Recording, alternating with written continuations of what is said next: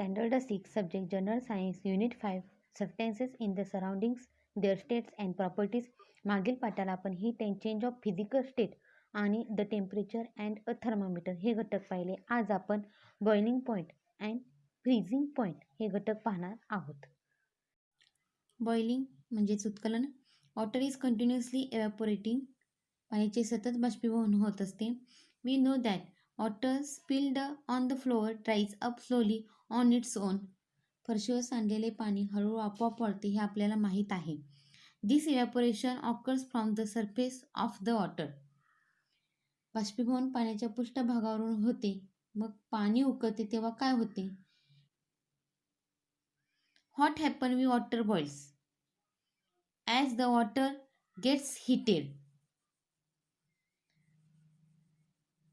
पाणी जसजसे गरम होते, its temperature increases and it evaporates at a faster and faster rate.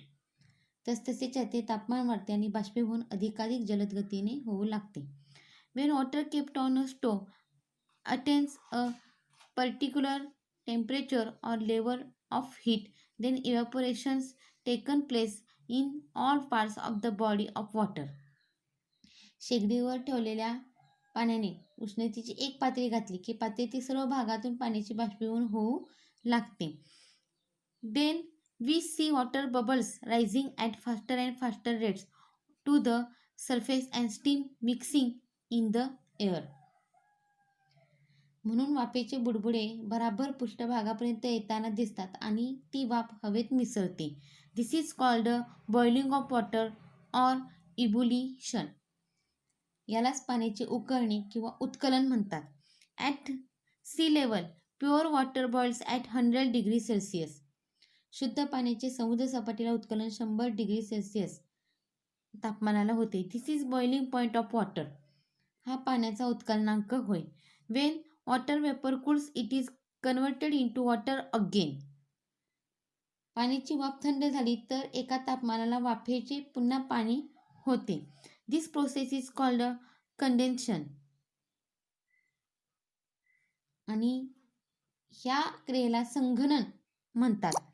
कंडेन्शन of steam also takes place at 100 degree Celsius. It means that the boiling point and condensation point of water are one and the same.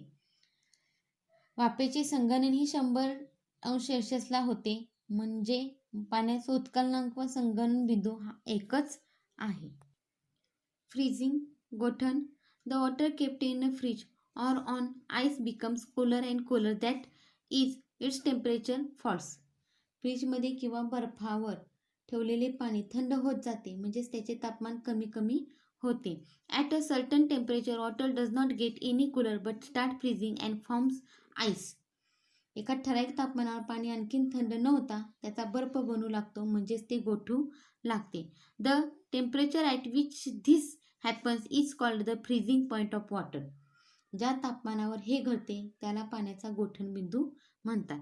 The temperature of a substance can fall below 0 degree Celsius. पदार्थाचे तापमान 0°C कमी होऊ शकते. For example the temperature of air in the freezer of a refrigerator is around -18 degree Celsius. It is read as -18 degrees Celsius. उदाहरणार्थ फ्रीजच्या फ्रीजरमधील हवेचे तापमान सुमारे -18°C असते. 0°C पेक्षा कमी तापमान असल्यास ते -अंश मध्ये सांगतात. When ice gets heat, it starts melting or changing into the liquid state again. बर्फाला उष्णता मिळाली की तो वितळू लागतो म्हणजेच त्याचे पुन्हा द्रवात रूपांतर होते. Ice melts at 0°C. It means that the freezing point and melting point of water are one and the same. याला विलयन म्हणतात. म्हणजेच बर्फाचे विलयन ही 0°C होते म्हणजेच पाण्याचा गोठण बिंदू व विलय बिंदू हे एकच आहेत.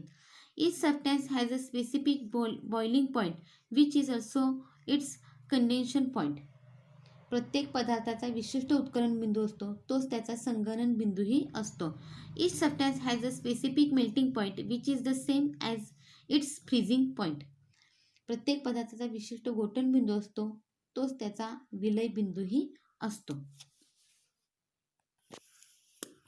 The temperature at which a substance boils while heating is the same as the temperature at which it condenses when it is cooled.